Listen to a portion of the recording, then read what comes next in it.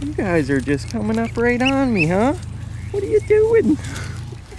Why, hello everybody. Today we're going to be trying out a new metal detector. This is another budget metal detector here. It's called the Minelab X-Terra Voyager. I'm going to be unboxing this thing real quick. It comes with the metal detector and actually a couple little accessories too. This is a relatively affordable detector. I think it's around in the $150 range. So let's break it open and let's test this baby out. See what she's got to offer. I don't have a knife, so I guess the old hand digger tool is gonna have to work for this one. It says it comes with the collapsible digger, the sturdy backpack, and the premium headphones. We'll see how premium these things are. On the front of the box, it says that it can find jewelry, find coins, relics, and even find gold. We'll see about that. Open her up. Oh. It's always kind of glorious upon the first opening, huh? So I recently just got another $150 metal detector called the Find X. So I'm kind of curious how this Minelab Voyager is going to compare with the Find X. The first thing I notice is this may be a benefit to some or a curse to others. This X-Terra Voyager takes 9-volt batteries, whereas the Find X has a rechargeable internal lithium battery. And I've heard a couple people talking about the benefits and the curses of each. Try to maybe get you guys a couple pictures of these ducks. I think they're wanting some food. What are you guys up to? Alright, here's the headphones. Let's unbox these bad boys real quick. These duckies are hungry though. I don't have any food for them. Alright, my first impressions on these headphones. Premium is not the word, unless it's a premium pile of shit. I mean, they don't look too bad. Maybe we'll plug them in and just see how they sound. But for the most part, we probably won't be really using these. Let's put everything that we're not going to use in the backpack. Make it a little bit useful. One thing that's kind of interesting, at least about this machine, is it's got a nice big display, if that matters to you at all. Target ID reference, battery level, just kind of going through all your menu settings here, your volume, headphones, battery level. What else do we have in here? We got one of these bad boys.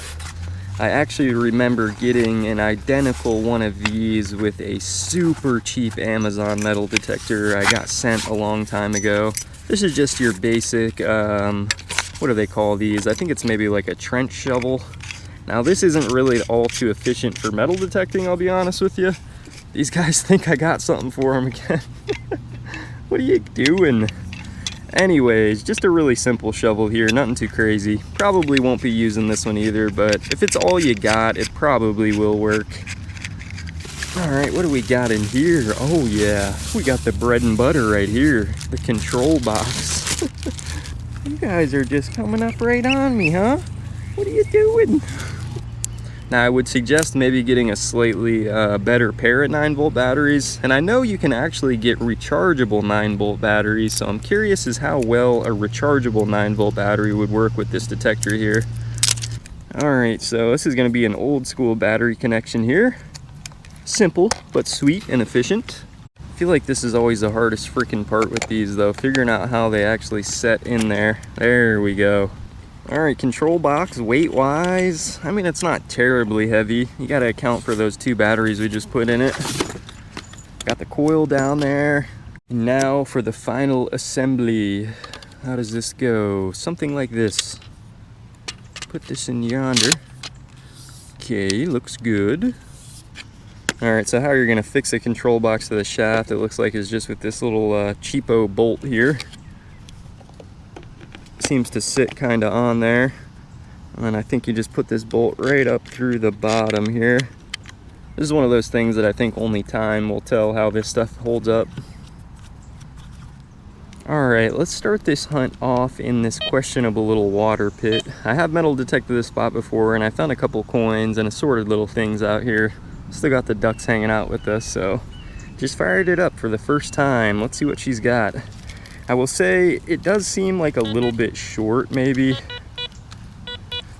Looks like we got a beep already, unless that one's a fake one. All right, let's spend a couple minutes out here with this detector. Just use it kind of in a real world scenario. I do have a silver dime out here with me that I might test a little bit, but I figure a real world test is always the best to see how a machine actually works in the real world, you know? So let's see what this one's gonna be. It's reading a 69, it's in there, it's calling it either a coin, a pull tab, or a ring. So let's see what it is.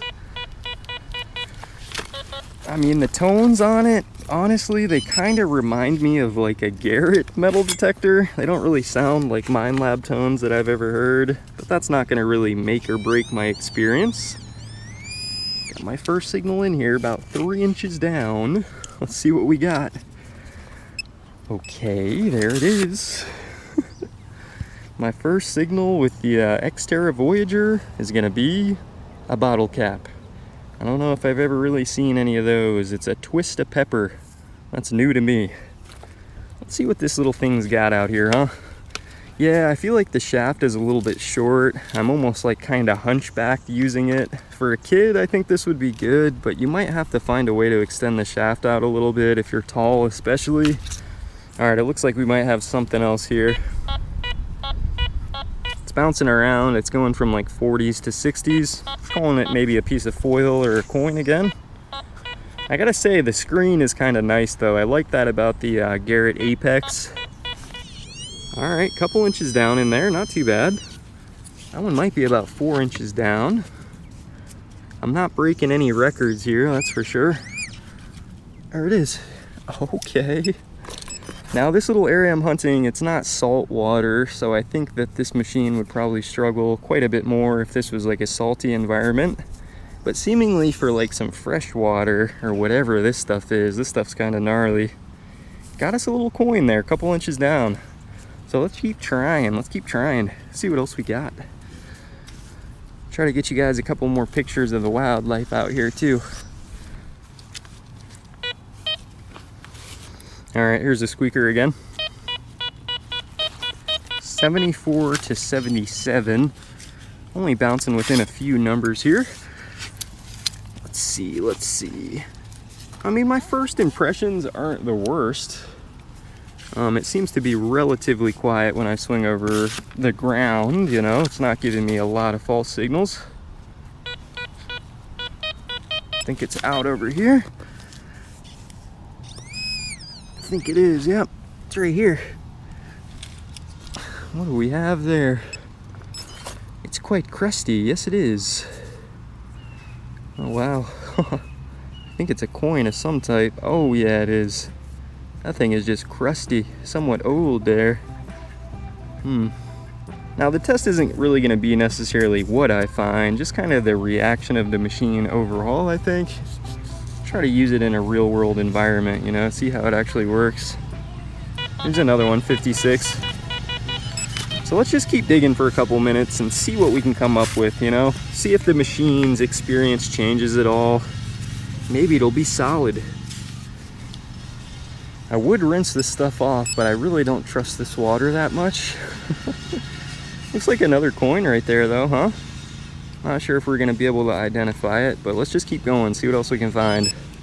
Got a couple coins, that's always a good start. Kind of like going into like experiments like this with pretty much no expectations, and you know, I do consider the price a little bit, of course. Let's try to use a pinpoint button. Pinpoint button sounds absolutely horrible. I don't know if I'd be getting too used to that. But hey, if you like the sounds of alien intercourse, pinpoint button might be for you. Yeah. Like this one is, depth isn't crazy on it, but it's at least 4 inches, I would say. It's coming out. There's another one right there. What's that? What is that? What's up, little duckies? Got another coin right there. Try to break him out of its armor. Yeah, this stuff, maybe it's toxic. I don't know why it does this to the coins. All right, this thing's beeping off. There's an 88 right there, 61 right there. I think we have 2 signals. This one actually sounds kind of good. It's right towards the top though. Easy picking. It's in here. Right there. It's not my favorite spot to hunt, but seemingly, what's this? I don't know, I thought maybe we were gonna get lucky with a quarter or something, but it looks like just a scrap piece of metal. I don't know what it's off of. Some junk. I think we might still have another one in here, yep. So the signal actually changed a little bit. It seems to be a little bit higher now at a 75. Down in the hole. Ooh, this stuff is gnarly. Why am I out here? This is the true test, man. There's another something right there. Another coin. I mean, for me, like I said, it's not always about pushing like 10 foot deep or anything. I feel like a good way to test a machine is just see how it reacts in a real world situation, you know? Like out here, it's doing decent, you know? It's gotten a couple coins so far, not too much trash. I think if there's trash out here, it's obviously gonna find it as well. But for the ability to get coins, it's doing okay, it's doing okay. There's another one down there. 61, 62. And another one right there. This thing is slaughtering coins, man. It's another crusty penny. So if you guys are already using a metal detector of any variety, do not feel inclined to go run out there and buy this one. This one really is just kind of like a little bit of a review for anybody who might be looking into this detector as a choice or an option. Just like to give you guys a realistic approach, you know, a realistic look. It's a low conductive. I think I see it right on top. Some scrap foil there. 77 right towards the top.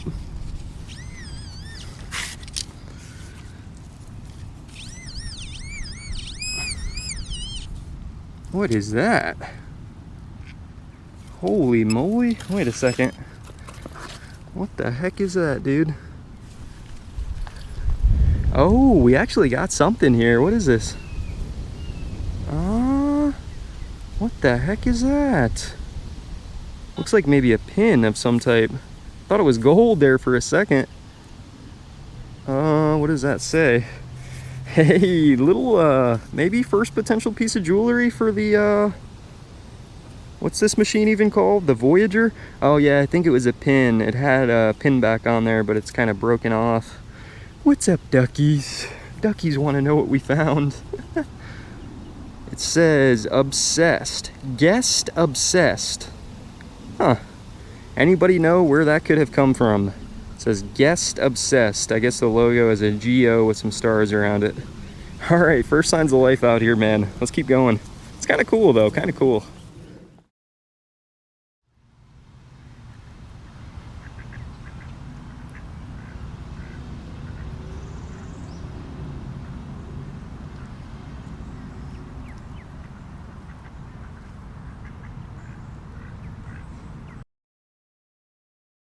Alright, so it's kind of hard to know how this machine's going to perform anywhere else. So let me at least just try to dig a couple right here in the grassy area.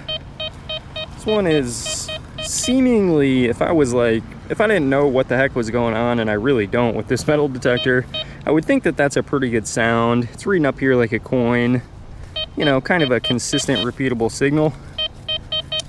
So let's see what it is. Also with these machines, it sounds a little bit short, so I don't think it's gonna be a soda can. I don't think. I could be wrong. Be careful here. Okay, it sounds good so far. Sounds good. No, not good. So right there, seemingly, it didn't really give me any indication that it was a bottle cap. So once you start to get into some of these more like specific tasks, like if you show up to an area where there's just littered with bottle caps and iron, I don't really know how well this machine would work there. You might not be able to separate the trash out from the potential treasure, you know? I feel like that's kind of what some of those more expensive machines enable you to do. They're just a little bit better at sometimes identifying trash, whereas this, I'm just not so sure yet. All right, I'm keeping on. I've probably been out here so far maybe about 40 minutes now. Come on, I'm trying to enjoy the day. There's a 55, 57 right here. Let's give it a shot. I mean, still stuff is coming out, so I feel like this area potentially could hold something. There's my first beaver tail with this machine. Man, what a success.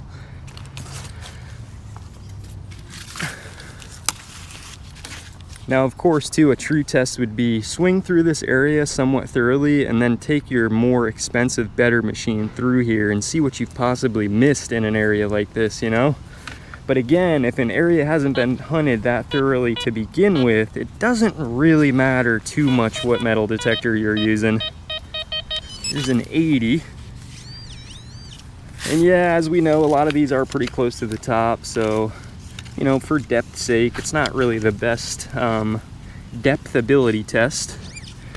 But let's test that real quick, actually, because I have, like I mentioned earlier, I brought with me a silver dime and a little bit of gold that we can test out. So let's test it out real quick. So let's try to keep this one real quick here. I have a couple test subjects. I got a 1949 silver Roosevelt dime, a pretty nice gold ring that I found recently, small gold chain, and a small gold pendant. Let me just start with the small gold pendant. We'll put it right on top of the ground. Man, the disrespect. You threw that thing down like it's a piece of trash. Let's see if it can even register this small piece of gold. This is a 10 karat gold little, like an angel pendant. So let's see. Seemingly, if you get right on top of it, it does register it. It's reading around in the 40s, so pretty low, kind of in the aluminum foil range, but that's to be expected. Now let's just dig a small divot for it, pop it under the ground, probably about an inch down there, maybe an inch and a half. What about now? Yeah, it still registers it, surprisingly. Hey, it's got the potential, I guess. All right, silver dime test. I don't really have a ruler to see exactly how deep I'm going right now, but all right, let's pop this one. Well, let's see actually what it registers on top of the ground. I would hope that it could find it on top of the ground. Yep. So it's reading about an 82 there. Now let's try to pop, I don't know, let's get a decent little depth on it, kind of push it, like 5 inches maybe. It's just hard to know how deep that is. Right up to about here. So about 4 inches maybe. 4 inches on a silver dime. Like I mentioned, I want to keep these tests quick because we could be out here testing all day long. Yep, there we go. That's still 1 bar down from the top. So hits it pretty good, repeatable. Not bad, not bad. The 1949 silver dime. Now, how about that thin gold chain? I have my doubts because even the big boy metal detectors struggle on stuff like this. This is just a small gold chain, very small. I'm just gonna put it right on top of the ground, see if we get any response on it. Let's see. Right towards the top. Yep, so, you know, kind of just forget about finding the thin gold, but you gotta understand that kind of gold right there is very, very tough to even find for the big boy metal detectors. So unfortunately, I don't think it's gonna hit that one. Maybe if you swing over it just right. I think it's getting it. But if you're swinging through here, you know, at an average swing speed, which is probably this, it's just not gonna register it. We'll try to put the sensitivity up to maximum. Give it a shot. I mean, it has a little bit of a chance maybe. But I think swinging through, you know, at a regular swing speed, you're probably not really gonna register that one. It's not the end of the world, not the end of the world. Put that one back in. And now for the finale test, the golden ring. That's personally the majority of what I'm looking for when I'm out at areas like this. I want to find the gold. So let's see if this thing even has a small chance at finding said gold. We'll go down, I don't know, a couple inches.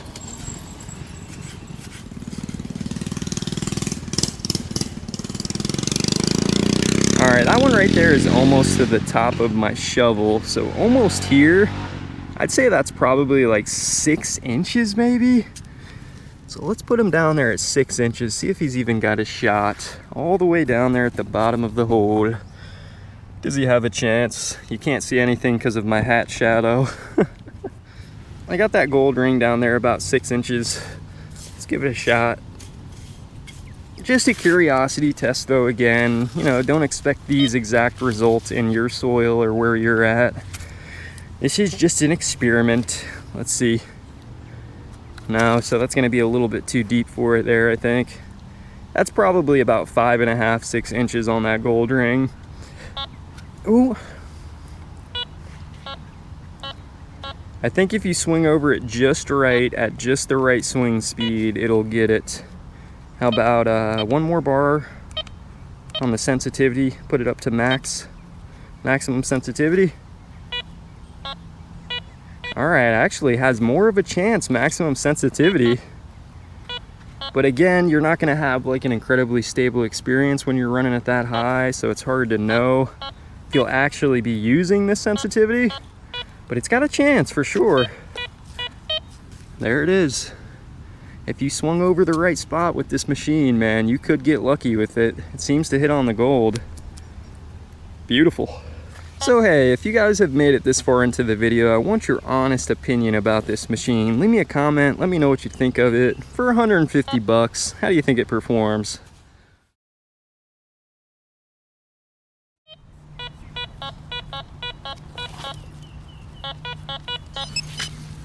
The tones on it aren't my favorite, I will be honest with you. I think that's another benefit of some of the higher priced machines, is they have a little bit more flexibility, even when it comes to the simple stuff like the sounds. That almost scared me right there. That's a relatively deep little pull tab there. Once in a while when you're running maximum sensitivity, if you go to set the machine down, you'll get kind of a false beep. So it's got its quirks for sure. There's another just crusted coin, man. Not too shabby, not too shabby. Yeah, see what I mean? Just right there, it was kind of giving me a signal. Now there's nothing. A little bit of ghosting if you run too high a sensitivity.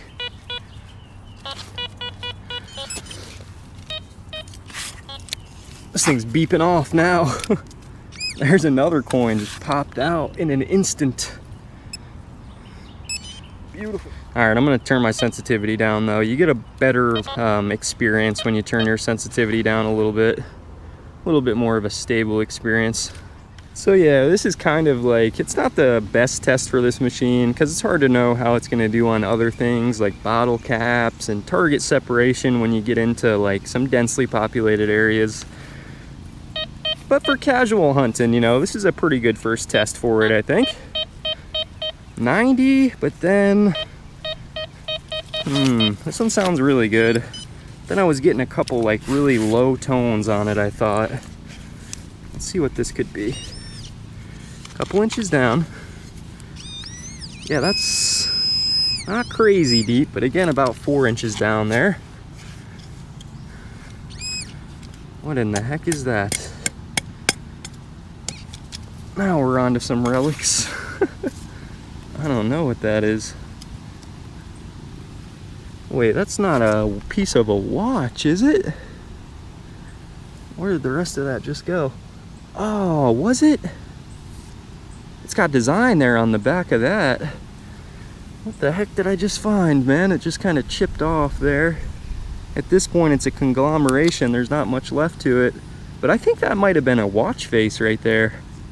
I'm gonna be honest with you, maybe not. Maybe like pocket watch. Or at the end of the day, it could just be some junk. But yeah, it's definitely got a little bit of a design there on the back. I just kind of shredded it. something a little bit interesting there. That's all she was.